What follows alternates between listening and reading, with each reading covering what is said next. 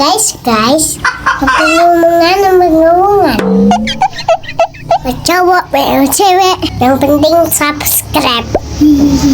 Dar. Kalau enggak, ntar digigit cacing. Oke, dadah, assalamualaikum.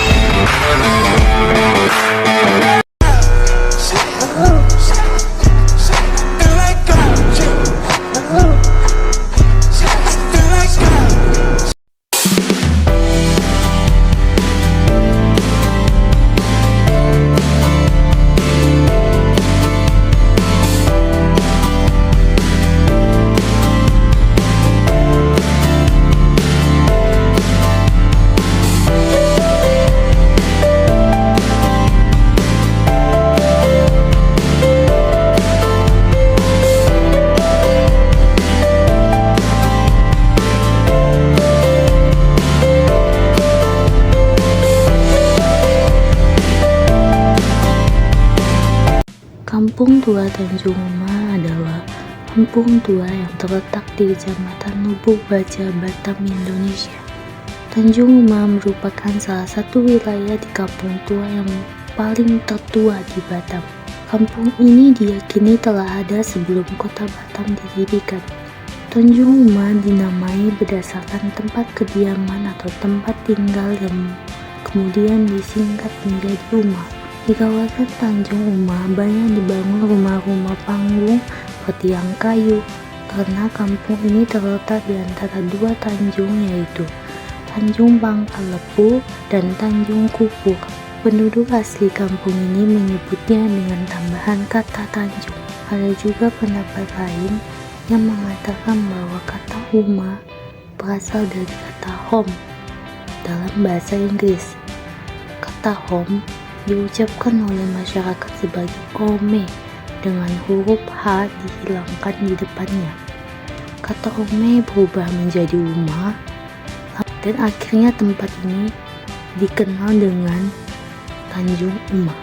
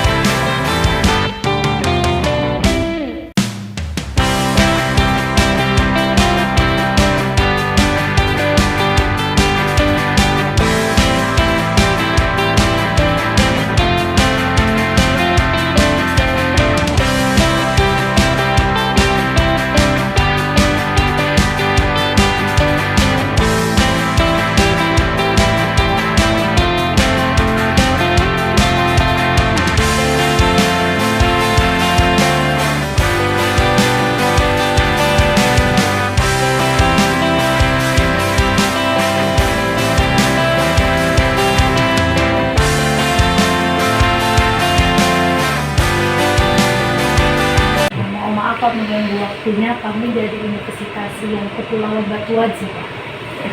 Iya, tadi kami ditugaskan sama dosen kami, Pak, ada tugas kuliah tentang sejarah kampung tua Tanjung Uma ini, Pak. Tanjung Uma aja? Iya. Tanjung Uma aja, Pak. Tanjung Uma aja di sini, Pak. Jadi kan kami udah nanya ke Bu RT, katanya Bapak inilah tanya ke orang, Pak Haji inilah katanya yang tahu tentang sejarah ini, Pak. Kalau yang lain itu katanya kurang tahu.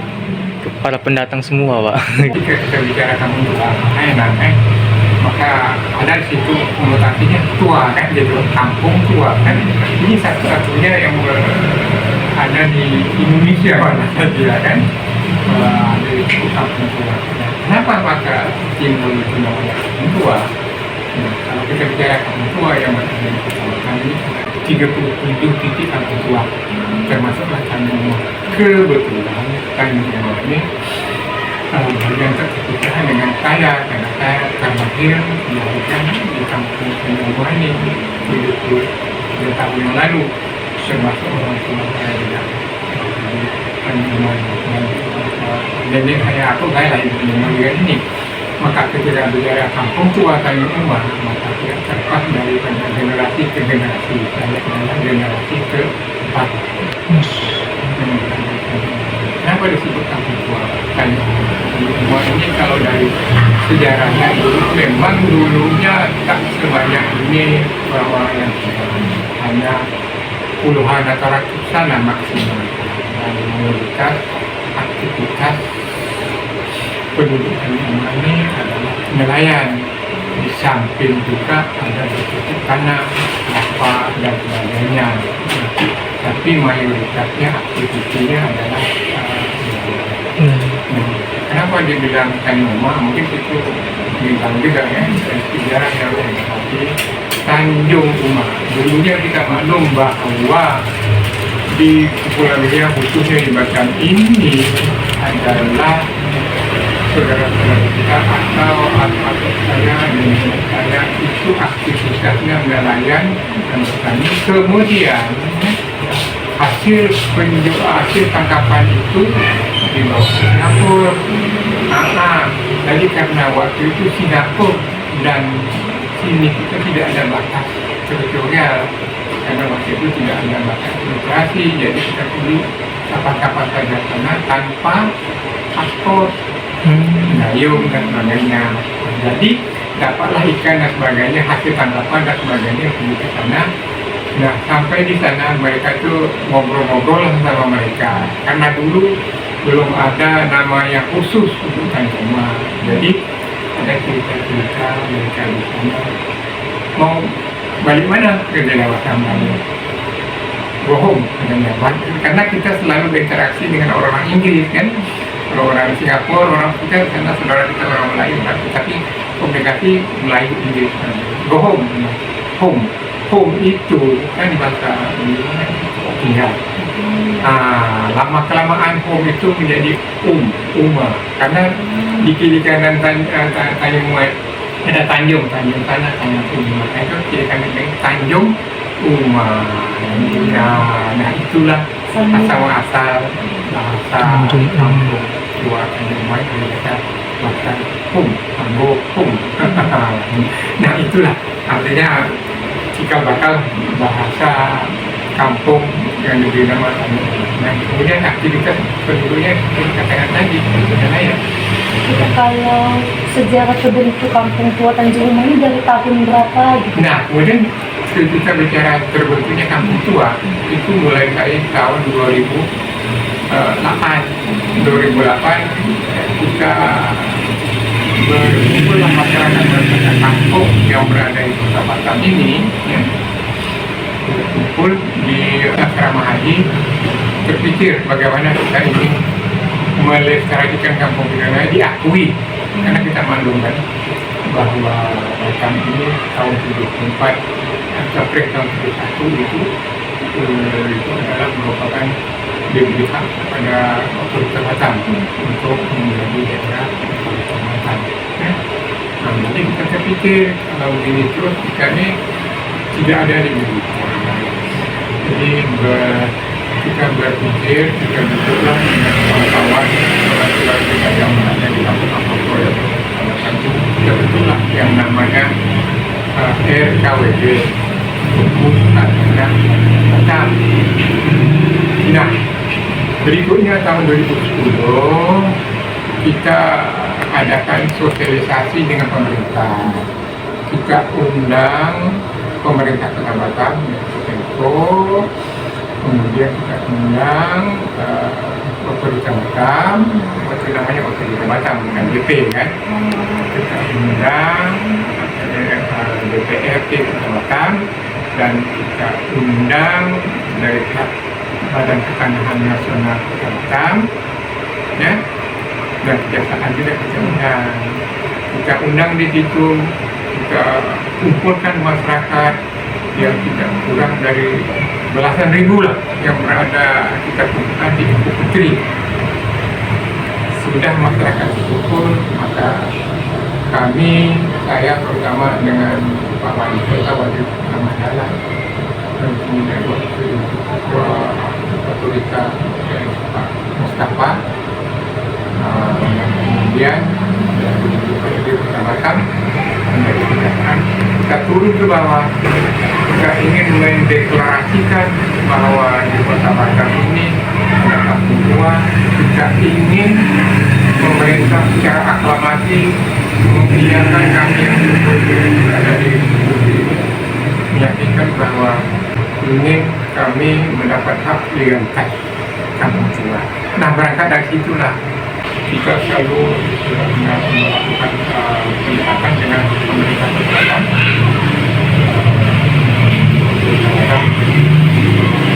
Kelanjutan pengakuan daripada kita menyurati presiden juga. Kita menyurati presiden. Nah, inilah balasan dari Pak Presiden yang kemudian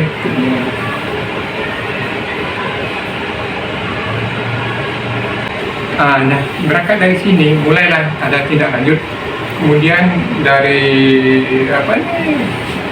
dari agraria dalam hal ini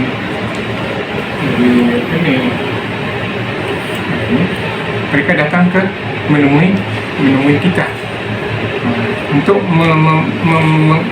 mengiyakan apakah benar nggak ada kampung tua di Kota Batam ini. Nah, itu mereka datang, ini hanyalah bukunya, maka terbentuklah sebuah buku.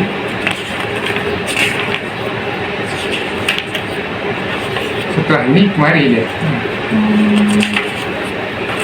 Nah, inilah hasilnya bukunya ini. Kita datang dan kemudian hasilnya mengatakan bahwa itu benar adalah ada kampung tua di Kota Batam. Ini buku dari organisasi? Dari pemerintah. Dari pemerintah. Ini mereka datang ke kantor kita, ke Gedung LAM, kemudian mereka sebelum ke Gedung LAM mereka mengadakan pendekatan di Otorita Batam, di pemerintah Kota Batam, baru dia datang ke gedung kita. Kemudian ini lihat tugu, ini dia, ini saya penyerahan. Jadi ringkas cerita begitulah perjalanannya, sehingga setelah Presiden datang tahun 2019,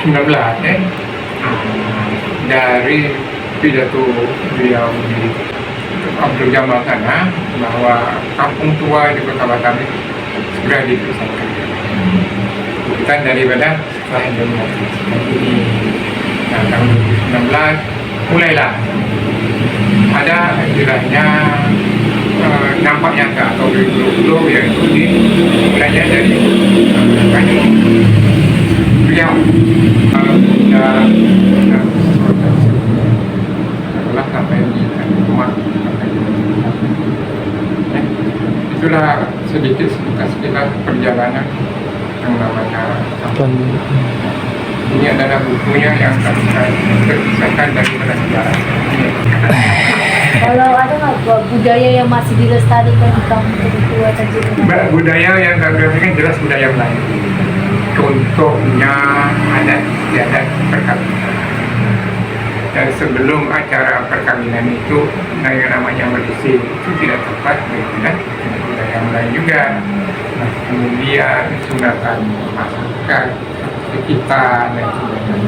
Kemudian juga dulu kita ada mandi sapa, mandi bulan sapa ada kita itu juga. Banyaklah kalau dulu itu budaya Melayu kan. Tapi dengan perjalanan waktu ini kadang-kadang terlupakan juga, ya. Bahwa dari sini ada berapa ya membanggakan? Nah, di Tanjung Uma ini sekitar 3.000-an kakak, 3.800. Kita sudah mendapatkan sertifikat sebanyak 1.200. Karena daripada luas Tanjung Uma ini sebanyak 60 hektar ini. Karena untuk memberikan sertifikat itu sendiri harus era clean and clear. Artinya tidak ada PL di sana, tidak ada HPL di sana, baru bisa diberikan. Kebetulan hanya rumah ini sendiri 23 hektar itu clean and clear. Artinya tidak ada HPL, tidak ada PL di sana. Maka daripada 23 hektar ini sebanyak 1.200 anak yang sudah dapat sertifikat masuk ke daerah saya ini. Bagaimana kehidupan sosial warga di Kampung Tua Tanjung Umang? Kalau kita bicara kehidupan sosial, kalau lihat mata kasar, rata-rata yang tinggal di Tanjung Umang ya kehidupan ya di samping juga nelayan sekarang sudah kurang. Banyak aktivitasnya kerja di perusahaan maupun di pemerintahan ya. Padahal kalau saya melihat kehidupan sekarang dengan dulu dan melihat jauh lebih baik sekarang. Kalau dulu kita mau akses ke jodoh saja itu harus menggunakan sampah. Sekarang kita bisa menggunakan jalan darat, dan kalau ada motor dengan motor, kalau ada mobil dengan mobil. Tapi saya melihat sekarang memang jauh lebih baik. Kalau dulu saya SD di sini, SD di sini cuma satu aja. Iya, Pak. Tanjung Umang. Di Tanjung Umang. Di Batam ini juga kalau saya melihat SD di Nongsa, di Tanjung Riau, belum berapa. Sekarang alhamdulillah sekarang di Tanjung Umang ini sudah ada 3 itu.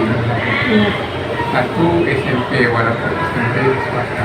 Dulu saya sekolah SMP harus nyebrang ke belakang Padang. Ya, SMA-nya juga harus ke Tanjung Pinang. Begitulah perbandingan dulu dengan sekarang. Kalau dilihat dari sosial budaya, kemudian pendidikan.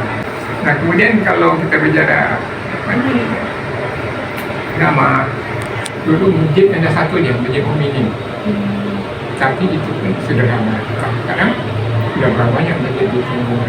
Nah, daripada itu kita melihat sosial budaya, agama berjalan dengan sesuai dengan kebutuhan masyarakat. Itulah yang Di sini gotong royong masih ada. gotong royong seperti apa contohnya? Kalau ada banyak kebersihan apa Kegiatan masih tinggal kontak pengumuman lewat musala di masjid, mereka akan datang bersama-sama gotong royong. Dari Kampung Tua Tanjung Umang ini nilai-nilai kehidupan apa yang bisa dilestarikan gitu Pak? Ya, budaya seperti kita punya pemikiran ke depan. Kalau seandainya nanti ini bisa terjawab oleh pemerintah, mungkin di depan sana, di depan pantai sana, itu bisa jadi wisata kuliner. Ada rencana pemerintah untuk membuat jalan pantai kan. Nah itu akan menjadi satu hal yang luar biasa. Kalau nanti melewat sampai rumah, nah maka di depan rumah itu bisa jadi kuliner yang buat makan sebagainya. Ini yang mungkin sedang disusun oleh. Terima kasih ya Pak. Ya, Mohon maaf mengganggu waktu Ya, ya Pak. ya.